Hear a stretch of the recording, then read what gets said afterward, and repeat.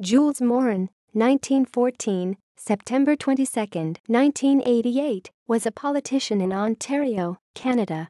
He was a progressive Conservative member of the Legislative Assembly of Ontario from 1955 to 1963 and from 1967 to 1971, who represented the riding of Ottawa East.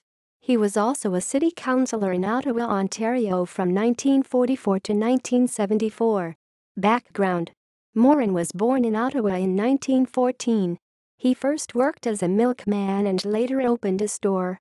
Politics: Morin was elected to Ottawa City Council in 1944 and served until 1974. He also served as a director of the Central Canada Exhibition. He died of cancer in 1988. External links: Ontario Legislative Assembly Parliamentary History Tribute in the Legislature, October 18, 1988.